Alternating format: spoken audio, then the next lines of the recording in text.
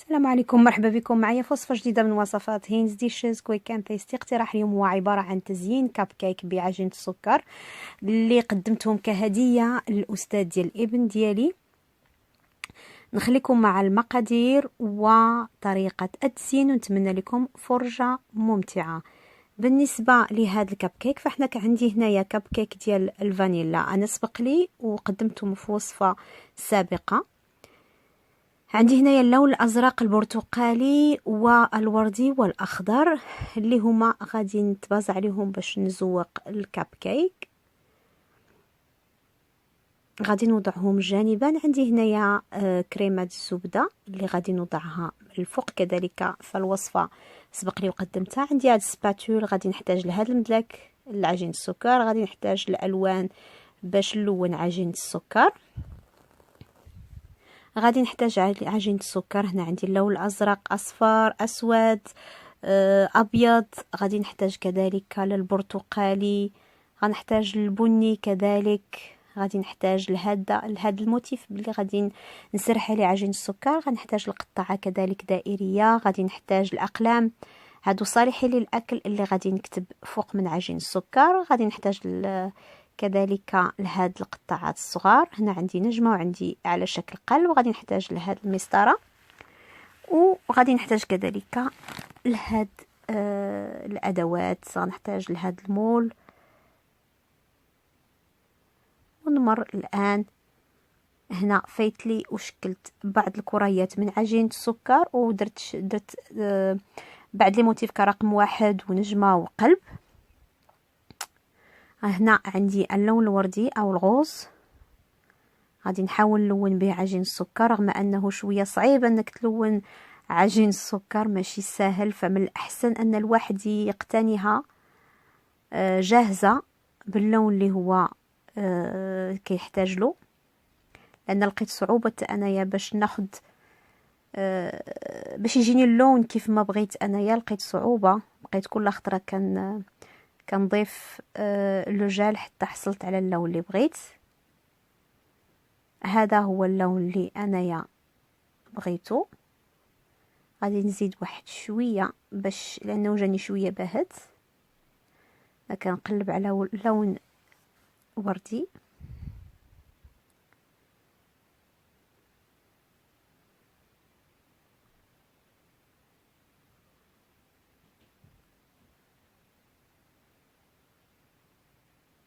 غادي نكورو حتى هو ونحطو مع باقي الكريات اللي انا فايتلي وجهزتها.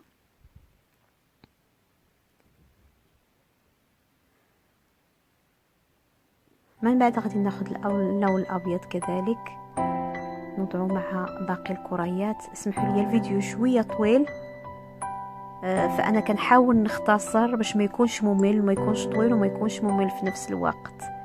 انا غادي نلونو باللون الاسود اللي غادي نصاوب به سبوره. فحتى اللون الاسود يعني لقيت فيه شويه صعوبه، بقيت كنزيد في الجل لانه في الاول عطاني اللون الرمادي او الجراي، ومن بعد عطاه لي شاحب، يعني ماشي اللون الاسود اللي كنعرفو. عطاوه لي شاحب شويه، عطاني في الاول عطاني جوج الالوان يعني ابيض مع رمادي، فكانت شويه صعيبه عندي القضيه حتى حصلت على اللون الاسود. وهذا هو اللون الاسود من بعد ما كملت. اسمحوا لي ما شرطش على اللون الاخضر توا غادي نحتاجو ليه، والبرتقالي كذلك غادي نسرحوه ونوضعو فوق هاد لي موتيف حتى ياخذ هذا الشكل. وناخذ القطعه، ممكن نستعملوا هذه اللي مدرجه من الجوانب، نحاول نوضعها على الكب كيك باش نشوف واش جاتني هي هذيك. باش الا ما جاتنيش هي هذيك نوضع، لا جاتني شويه صغيره دونك غادي نشوف قطعه اخرى اللي كبر منها. نتوما كيبقى لكم الاختيار، سواء استعملوا هذيك اللي مدرجه من الجناب او لا هذه فقط اللي هي عاديه. غادي نوضعها جانبا وناخذ اللون البرتقالي كذلك بنفس الطريقه.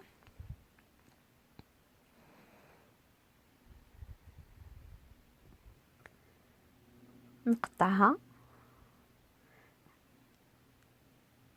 خصكم تحضروا بالكم مع عجين السكر لانها كتلصق. الا ما غبرتوش بشويه ديال مايزينا فهي دغيا كتلصق. نحاول نقاد لها الجوانب مقيسه على الكب كيك. هذا هو القياس اللي بغيت نقاد لها الجوانب ونوضعها جانبا وبنفس الطريقه حتى نكمل الالوان اللي عندي. ها هما دا من بعد ما شكلتهم غادي نوضعهم جانبا فوق هذا التبصيل ونمر الى باقي الزينه. نغطي الكب كيك باش ما يبسوش ليا. والان غادي نصاوب السبوره او اللوحه. اختاريت انا اللون الاسود. غادي نحاول نقطعها بالاستعانه بهاد المسطره. نقطع على شكل مربع، نقدها الجوانب ديالها، نقطع عليها كذلك الجوانب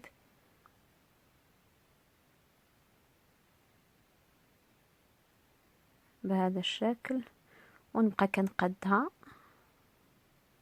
حتى نحصل على الشكل اللي انا بغيت.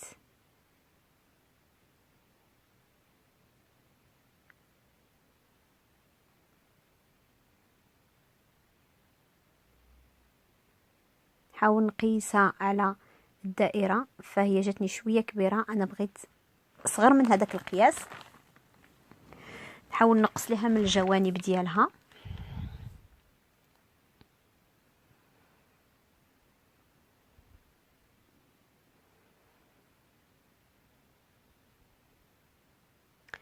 الان ما بقى لي الا نقاد الجوانب.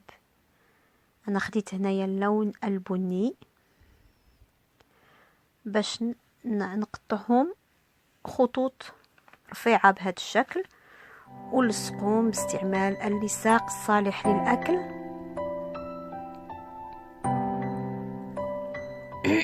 عفوا،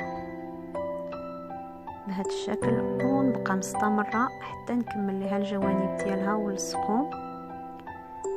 تيبغي شويه هادشي شويه ديال الصبر والتركيز كذلك.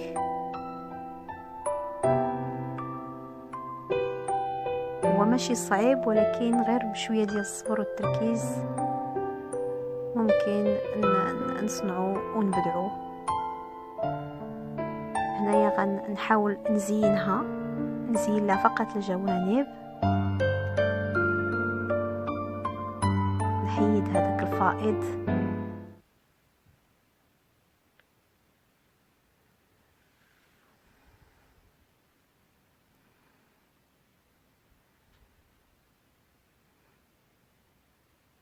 نضغط شويه هكا لتزيين باش تجينا خطوط فوق من اللون البني.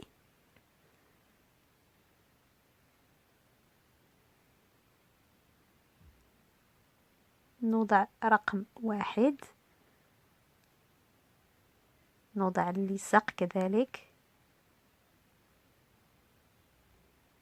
وغادي ناخذ هنايا، عندي هنايا نجمة، نوضع اللصاق ونوضعها حدا الرقم 1. وهنا غادي نكون حصلت على سبورة بهذا الشكل مكتوب عليها رقم 1 ونجمة. وهذا هو الشكل. نحاول فقط ننظفها. وهنا عندي 2 مربعات بيض اللي غادي نصنعهم على شكل كتاب بلونين مختلفين. بعد ما قديت لهم الجوانب خليتهم شويه هكا غلاظ، وناخذ اللون الاول اللي هو اللون الازرق نسرحه، وغادي نقطعه على شكل مستطيل.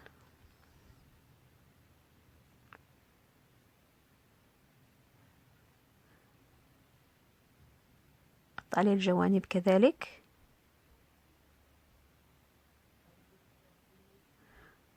نوضع المربع في الداخل ديالو ونحاول نعبر عليه باش نقطعه على شكل كتاب.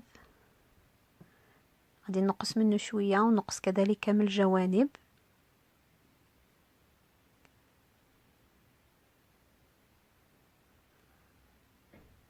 وهو ذا صار عندي الكتاب جاهز. ما بقى لي الا نوضع اللصاق وننظفه من الزوائد.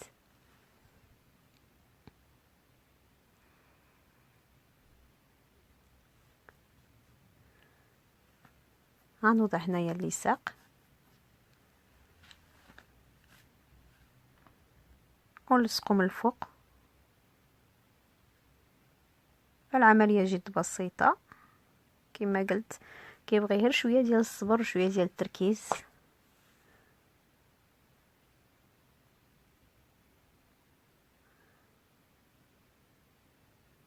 ننظفو ونحطو فوق الدائره ديال عجين السكر، قد لي فقط الجوانب وننظفو كذلك. وها هو دا صار عندي جاهز. الان غادي ناخذ هذا في حقه عندي لون برتقالي مع مع الضوء الكاميرا كيبان حمر. غادي نسرحها بنفس الطريقه كذلك.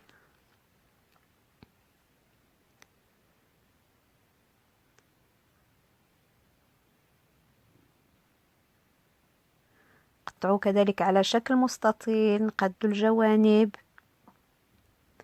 نوضع مربع الابيض في وسط منه ونقطع عليه ونستعمل لصاق باش نلصقو.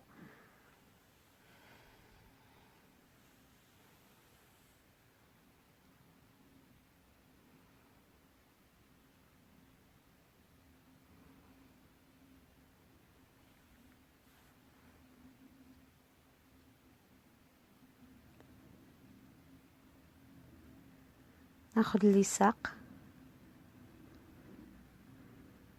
ونلصق به الكتاب، ونعاود نوضع تاني اللصاق من الفوق.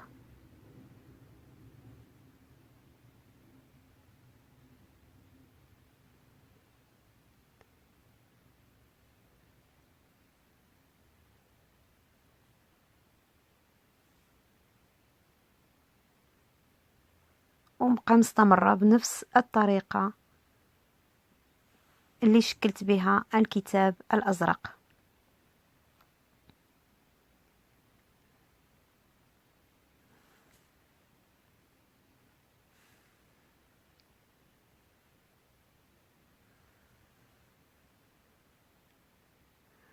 وها هو دا الكتاب أصبح عندي جاهز كيطلع بهذا الشكل. هذه هي النتيجة.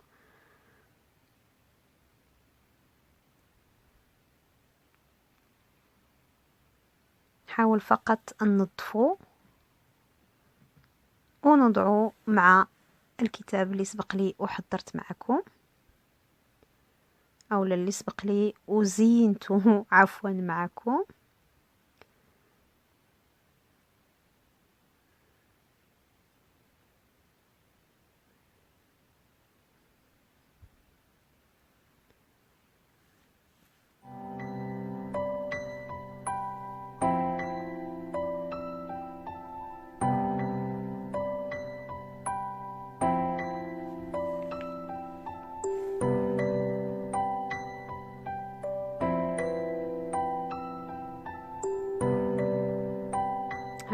صار عندي جاهز.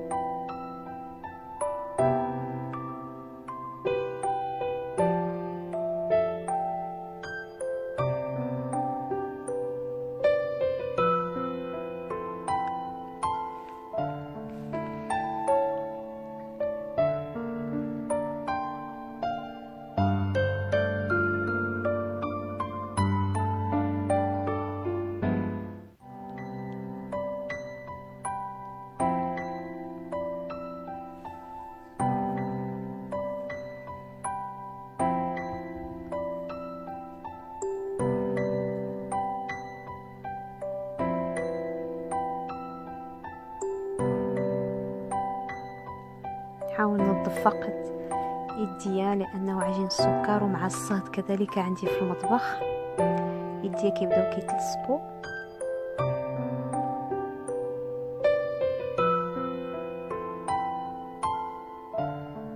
نعاود فقط ننظف ونقضي كذلك الجوانب.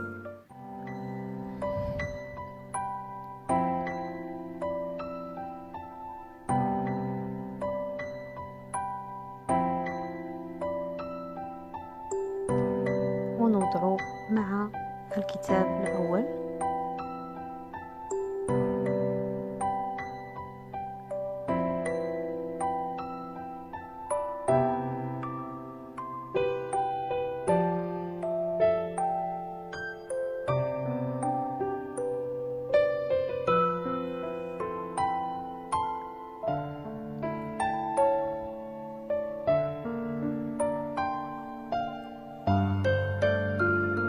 وهذا هو الشكل ديال القطعتين اللي زينت معكم كيخرجوا بهذا الشكل. الآن غادي نزين السطح ديال الكتاب الأول، نلصق بعدا الكتاب الأول وندير لصاق على الكتاب الثاني نوضعو عليه باش نثبتهم مزيان.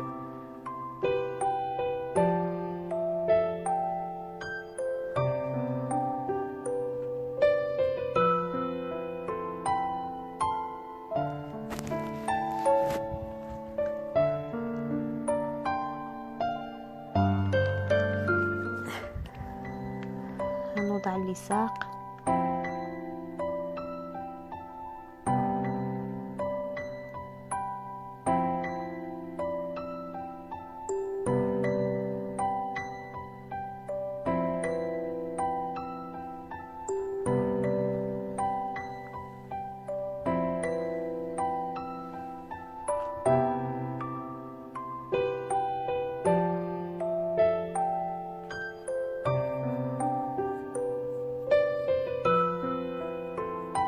نحاول نثبتو مزيان. نعاود نوضع اللصاق من الفوق اولا من الجوانب عفوا باش نلصق عليه الكتاب الثاني.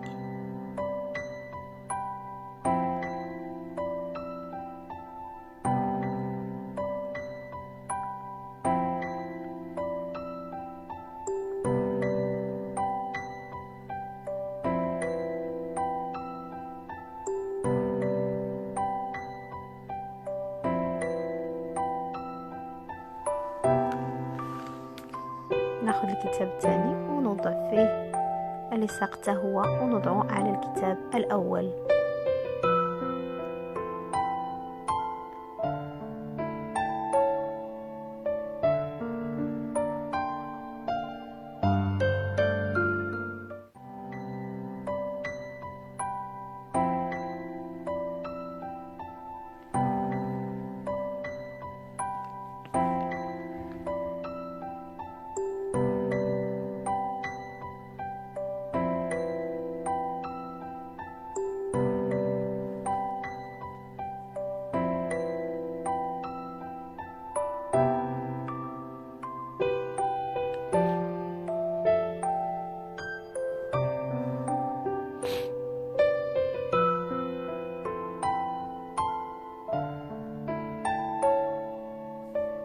غادي ناخذ الحرف أ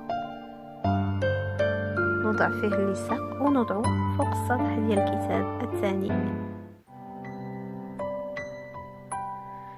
ممكن تستعملوا رقم 1 2 3 على حسب كل واحد كيف كيرغب يزين.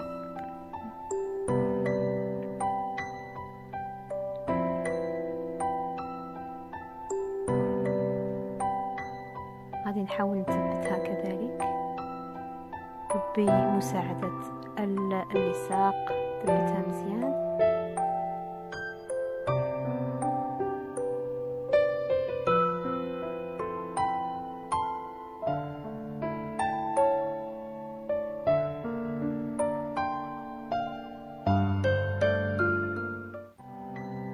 عندي هنايا علامة زائد حتى هي غادي نثبتها باللصاق ونثبتها الى جانب حرف أ.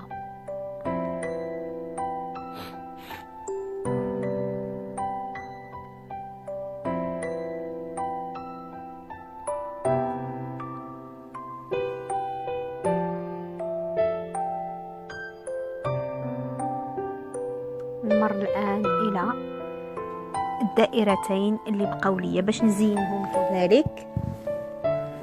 خديت هنايا عجين السكر اللون الابيض اللي غادي نستعمل به اوراق، اولا غادي نستعملهم على شكل اوراق مسطره.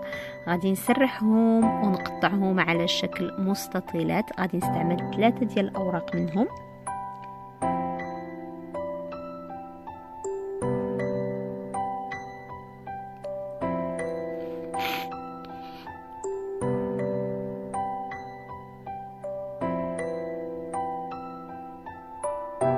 وغادي نقوم بتسطير الورقة الأولى اللي غادي تكون فوق السطح. غادي نستعمل كذلك المسطرة باش نقطعهم.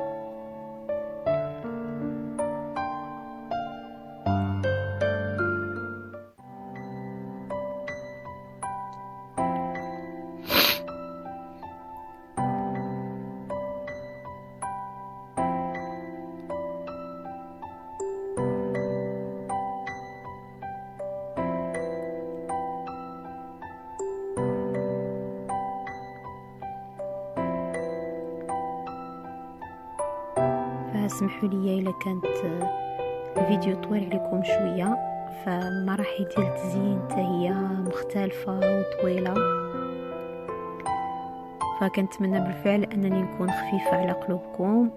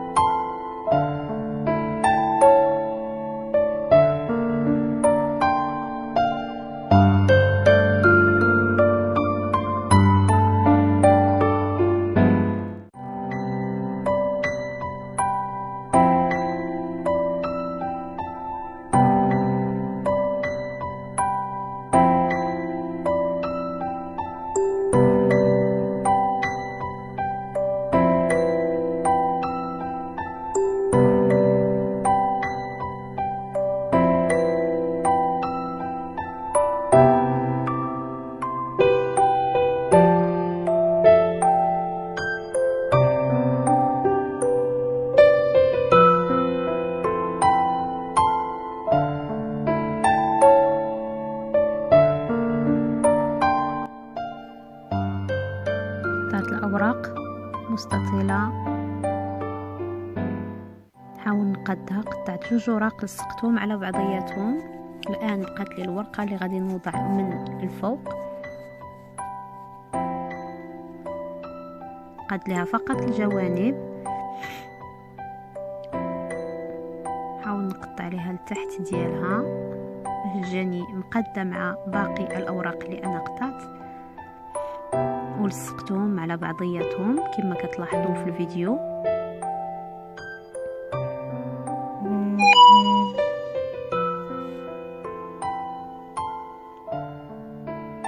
أنا غادي نوضعها فوق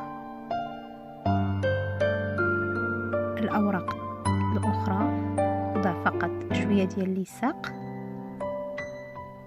نسقهم على بعضياتهم بهذا الشكل ونسطرها كما كتلاحظوا. وضعت فيها علامة زائد.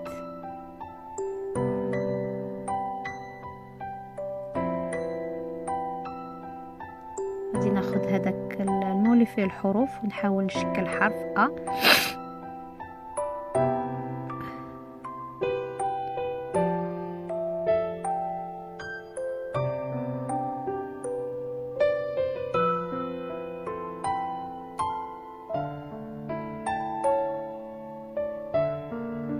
نحاول نقادو مزيان حتى يتشكل لي الحرف أ ونوضعو فوق الورقة.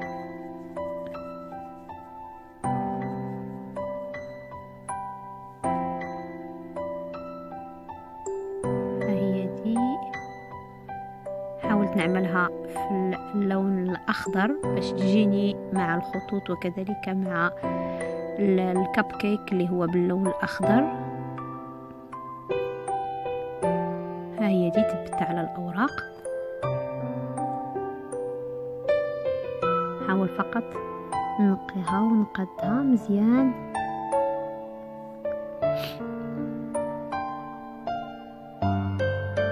شي على هذا الشكل.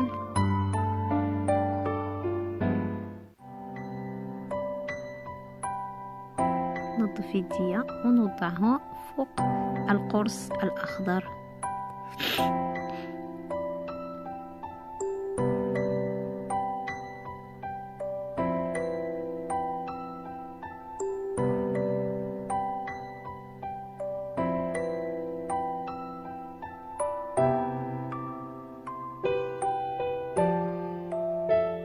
ناخذ اللصاق ونوضعه فوق القرص ونوضع فوق منه هذاك الأوراق البيض. العملية جد بسيطة سهلة، هي كتاخد شوية ديال الوقت والتركيز. نعاود التركيز فهما كيجيو على هذا الشكل. الآن ما بقى لي إلا القرص الأخير والرابع اللي غادي نحاول نزينو بهذا الشكل. أنا وضعت لوحة صفراء أو برتقالية عفوا، هذيك وضعت لها الجوانب زرق اللي غادي نكتب عليها الميساج ديالي. نحاول نزوق لها الجوانب باستعمال الكوردون.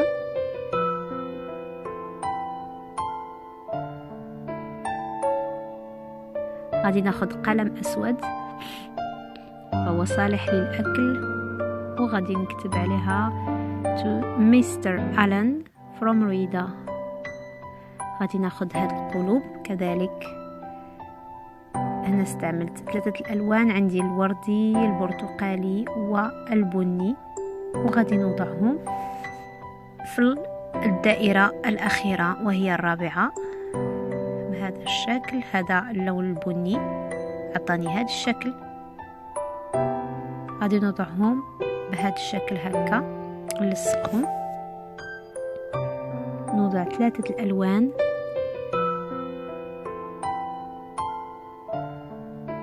نحاول نقيه ونوضع القالب الثالث بهذا الشكل، وكنحصل على هذه الأشكال الأربعة. الآن ما بقى لي إلا ناخذ الكب كيك، نوضع كريمة الزبدة من الفوق ونثبت عليها هاد الزينه اللي انا زينت هنايا معكم. ناخذ سباتولا ونوضع كل لون اللي هو كيناسب الكيسات ديال الكب كيك. غنوضع الزبده بهذا الشكل.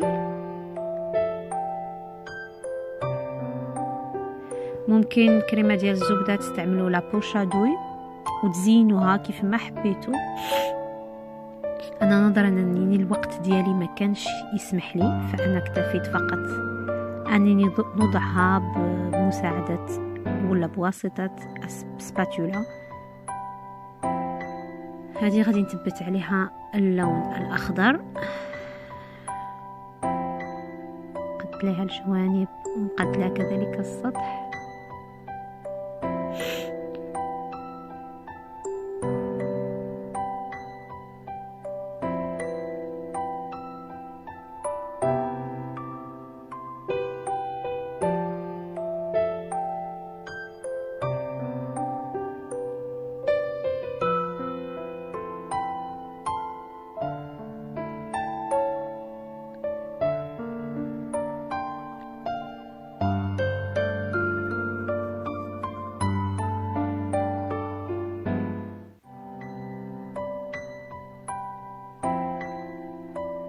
نضع فوق منها القرص، كيجي المنظر هائل وكيجي بهذا الشكل.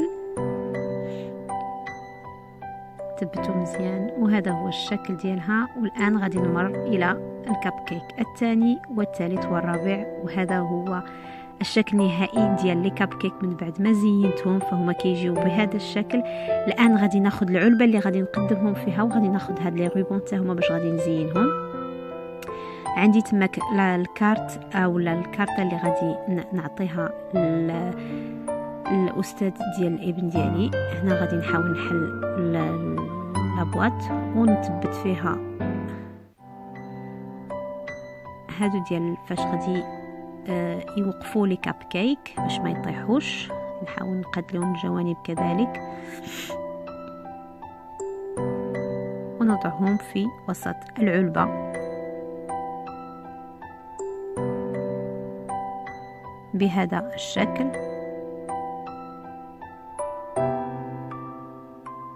وهذا هو الشكل النهائي من بعد ما وضعتهم في العلبة. ها هما الشكل ديالهم جميل رائع، ألوان زوينة صيفية. غادي نسد عليه وغادي نقوم الآن بتزيين العلبة. هما تيجيو بهذا الشكل. هاد الكارت غادي نخليها حتى يجي الابن ديالي من المدرسه وغادي يكتبها بخط يديه. غادي ناخذ دابا لي روبون باش غادي نزين العلبه. غادي نثبت هذا اللون الاحمر الاول. انا اختاريت كالوان اللي هي كتماشى مع العلبه، الاحمر والاصفر، وكذلك عندي هنايا البيج، ما عنديش للاسف الموف او الفيولي. نثبتها بهذا الشكل.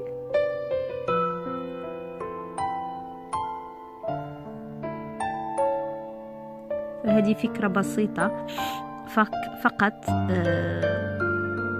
كهدية بسيطة اقترحتها عليكم، وانتم بطبيعة الحال كيبقى لكم الاختيار. ممكن تاخدوها كفكرة وانتم تكملوا عليها بالذوق ديالكم. الأذواق تختلف كيف تنقول دائما. ونضع اللون الأصفر.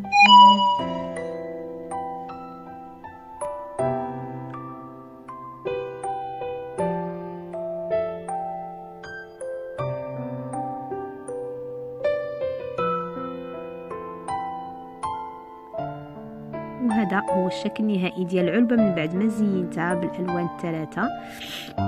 هذه الكارطة غادي نخليها حتى يجي الابن ديالي باش يكتبها بخط يديه كيف ما سبق لي والشرط.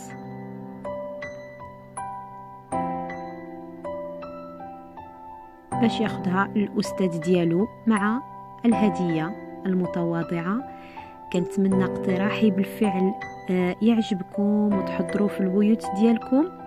ما تنسوناش بالتعليقات ديالكم والانضمام الى القناة باش توصلوا بكل جديد. وصفات هينز ديشز كويك اند تيستي. شكرا لكم على المتابعة، والى اللقاء مع وصفة جديدة من وصفات هينز ديشز. السلام عليكم.